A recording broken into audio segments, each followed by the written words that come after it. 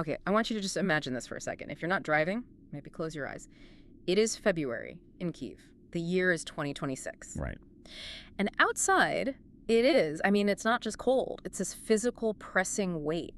We're talking minus 25 degrees Celsius. Which is what, minus 13 Fahrenheit for our American listeners? Exactly. And to put that into perspective for you, your freezer at home, that's usually set to around minus 18 Celsius. So it is significantly colder on the streets of Kyiv than inside a deep freeze. That's the kind of cold where, any exposed skin is in danger in minutes. And heating isn't a luxury. It's the only thing keeping you alive. Survival. Right. In the middle of this bone-chilling cold, there was supposed to be a pause, a truce, a Sunday-to-Sunday agreement brokered by Donald Trump. The headlines were hopeful. They were, but instead of silence, people in Kyiv were woken up at 1 in the morning, not to peace, but to air raid sirens and the ground shaking from explosions. It's such a jarring contrast, isn't it? You have the diplomatic story over here, the deals, the press conferences, and then the physical reality on the ground is just shattered glass and freezing apartments. The disconnect it's total. So that's what we're going to do in this deep dive. We're going to unpack what happened to this Sunday-to-Sunday deal that just fell apart so spectacularly. And we have to look at the specific way the cold itself is being used as a weapon here. And maybe the most important thing, we need to talk about what's looming in the background. Because this truce failed, but the enforcement plan being talked about to maybe fix it. It involves something that should make everyone, sit up and pay attention. Yeah. We're talking about the potential for direct involvement of U.S. forces. When I first read that, I thought I was reading a Tom Clancy novel. It feels like that. But let's not get ahead of ourselves. Let's start with the deal itself, the deal that melted. What was the actual framework here? It sounded so simple. Well, in theory, it was. Donald Trump, speaking from the White House, he told reporters he'd secured a personal agreement from Vladimir Putin. Right, Sunday to Sunday. It's so catchy. It sounds like a mattress sale, not a ceasefire. It's definitely a particular branding style, but the idea was, a full week of total ceasefire. Trump was very clear that Putin had agreed to it. And the expectation was just quiet, time for humanitarian aid, repairs, maybe opening a window for more talks. But that window wasn't just closed, it was smashed. It didn't even last 48 hours. I think Trump said something like it opened up and he hit them hard last night. And when reporters pushed him, and this is key, when they asked if he was disappointed his deal fell apart, his response was just, So brief. I want him to end the war. That was it. It's a fascinating deflection. But you have to look at the timeline. The violation happened overnight into Tuesday, so the week had barely started. But what's even more significant to me is the diplomatic dance happening at the exact same time. You've got Mark Rutte, the NATO Secretary General, actually in Kyiv while this is going on. It sounds incredibly awkward. The head of NATO is in a city under attack, and he's supposed to praise the deal maker whose deal just collapsed. It's a total high-wire act. On one hand, he's telling President Zelensky, your security is our security. The standard NATO assurances. Sure. But on the other hand, he is publicly praising Trump as the only person capable of brokering a peaceful solution. Wait, really? After 4 years of full-scale war, he's pinning it all on one person? Yes. Remember, we are 4 years into this now. Rutte's positioning Trump as the key. It signals this massive shift in how NATO is trying to navigate the politics. They're flattering the deal maker to keep the U.S. administration on side, while trying to tell Ukraine they haven't been abandoned. It's pure pragmatism. It feels like two parallel realities. All the diplomats are talking about timelines and credit, but for the people in Ukraine, it's just completely disconnected from that. While Rutte's talking, people are literally freezing. That is the tragedy of geopolitics, isn't it? The decision makers are looking at calendars, and the civilians are looking at thermometers. Which brings us right to the second part of this, just how brutal this attack was. We're calling this segment Weaponizing Winter, because that is exactly what it looks like. This wasn't random, was it? No. We need to be very clear about this. These strikes were not aimed at barracks or ammo dumps. They specifically, surgically targeted the infrastructure that heats water for people's homes. Okay, can we pause on that? Because Right. I think for a lot of us, in the US or the UK, we have a boiler in the kitchen or a water heater in the basement. This is a different system. Right, that's a crucial point. In many post-Soviet cities, they use what's called district heating. So instead of every building having its own boiler, there are these huge central industrial plants. Wow. And they heat massive amounts of water, then pump it through miles of pipes to thousands of apartment buildings. So it's like a municipal utility, but for hot water for radiators. Exactly. Yeah. And it's efficient when it works, but it has a massive single point of failure. You hit that central plant, and you don't knock out one home. You knock out an entire district. It's an all-or-nothing system. Basically, yes. And in a city like Kharkiv, the stats are they're horrifying. 1,170 buildings without power, 800 damaged. And this 110,000 properties left without any heating. 110,000 properties? That's not a number. If you assume, what, 2 or 3 people each, that's over 250,000 people in minus 25-degree weather. It is catastrophic. Right. And this is where the physics of it becomes a nightmare. Because in that kind of cold, when the heat stops, the water in the pipes doesn't just get cold. It freezes, and water expands when it freezes. Precisely. With incredible force, it bursts the pipes. Not just one, but miles of pipes underground in the walls, that the whole system is destroyed. Yeah? You can't just flip a switch when the power comes back. You'd have to replace everything. The whole city's plumbing. So they were sitting on a ticking time bomb. So what did they do? The mayor, Ihor Terekov, said they had to take this desperate measure. They had to actually drain the water from all the radiator systems. Wait, they drained it themselves, voluntarily. They had to stop the pipes from bursting. I mean, think about that decision. You are guaranteeing people will freeze now to maybe save the infrastructure for later. That's a nightmare choice. Freeze now so you might have heat next year. It's a choice between immediate suffering and permanent destruction. President Zelensky, he didn't mince words. He called it what it is, terrorizing people. And it's not like Russians even trying to hide this, is it? The rhetoric from their state media is pretty blatant. It's very explicit. Yeah. We looked at a clip of Vladimir Solovyov, a big presenter on Russian state TV. He was celebrating it.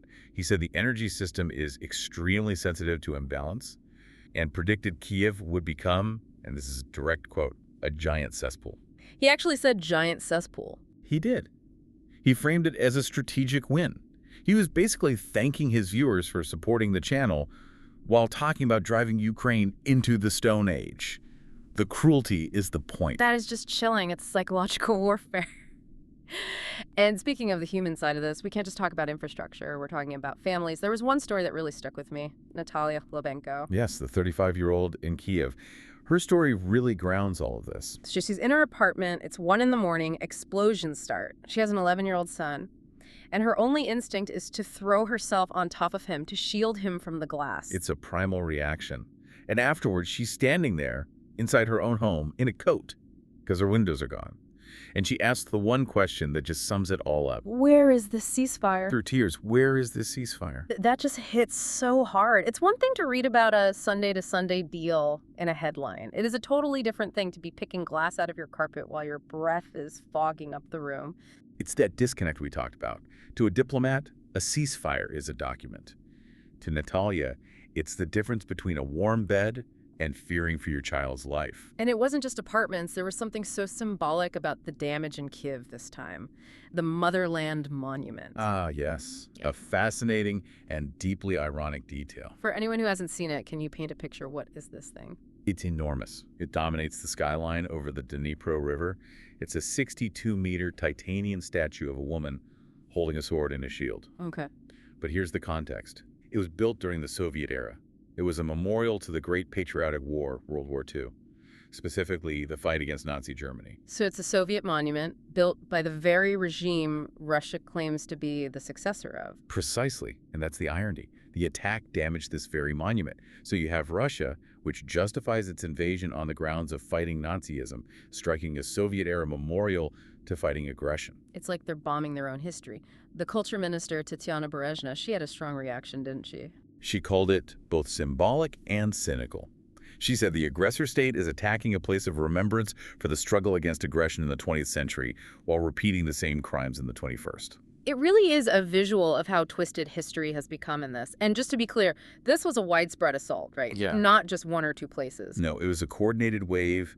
We saw damage in 5 districts in Kyiv, injuries, strikes in Sumy, power outages in Izium and Balaklia. It was a maximum pressure campaign. Okay, so let's recap.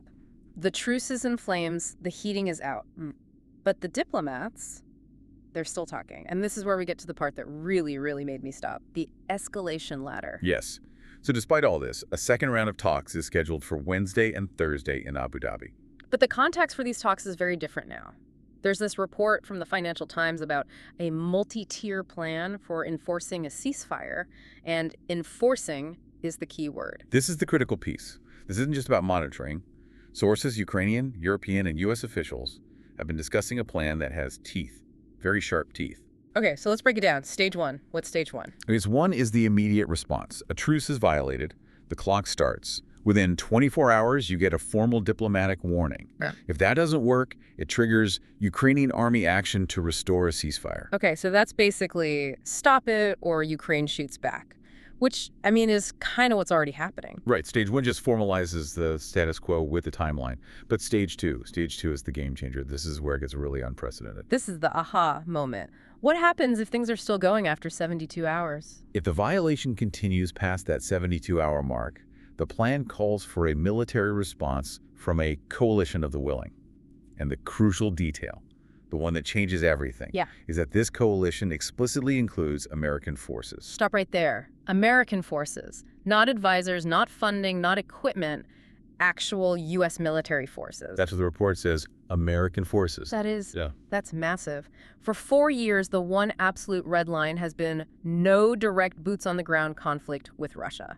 That's the World War III tripwire. Exactly. It shifts the entire dynamic from proxy support to direct involvement.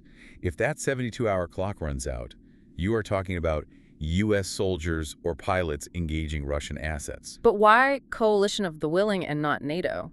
That is a very important distinction. A NATO operation needs consensus. Countries like Hungary might block it or at least slow it way down. A coalition of the willing bypasses all that. It means the U.S., the U.K., Poland, whoever wants to act, can act immediately. It makes the threat much more credible, more agile. Much more. It feels like we are walking right up to the edge of a cliff. Is this a bluff? It sounds like an incredibly high-stakes poker game. That's the multi-billion-dollar question, isn't it? It's classic deterrence. The logic is that Russia might not fear Ukraine's response, but they absolutely fear a direct conflict with the U.S. They know they can't win a conventional war against American air power. So you put the threat on paper to force them to respect the truce. But if they call that bluff, then you're in uncharted territory. You're staring at an escalation that goes far beyond Ukraine. It puts so much weight on those 72 hours. Can you imagine being the commander watching that clock tick down? 24 hours, 48 hours, knowing that when it hits 72, the world could change. It turns the ceasefire into a literal doomsday clock. And remember, this plan was being discussed by officials in December and January. This isn't just some wild idea, it's a structured proposal at the highest levels. It shows just how desperate things have become. I mean, Zelensky said it himself. Without pressure on Russia, this war will not end. He sees the frozen radiators in Kharkiv as proof that Putin will not stop unless he is forced to stop. So this is the ultimate pressure. It's the only counterweight they feel they have left. It's a terrifying calculus. On one side, you have the risk of World War III. On the other, the slow, freezing death of a nation. And all the while, the people in Kharkiv and Kiev, they aren't thinking about coalitions. They're just thinking about blankets and trying to keep their kids warm. So let's just pull this all together. We have a Sunday-to-Sunday truce that was a total failure. We have a population facing this insane cold with their heating deliberately targeted. We have a Soviet-era monument damaged by Russian strikes. And we have a summit in Abu Dhabi that isn't just negotiating peace anymore. It's negotiating the trigger for a potentially much, much larger war. It really feels like a pivot point. We've seen truces fail before, but not this combination of weaponized weather and this kind of direct threat from the West. No, we haven't. And it forces you to ask what peace negotiations even mean in 2026. It's not about compromise anymore. It's about credible threats. Which brings us to the question we want to leave you with. We all want peace. We want the sirens to stop for people like Natalia. But if a ceasefire can only be enforced by the credible threat of direct American military intervention, is that really a diplomatic solution? Or is it just the first chapter of a new, much more dangerous phase of the war? If the only thing holding peace together is the threat of World War III, how stable can it possibly be? What happens at hour 73? That is something to chew on. As always, thank you for diving deep with us. Stay curious, stay informed, and we'll catch you on the next one. Keep your eyes on that 72-hour clock. Bye for now.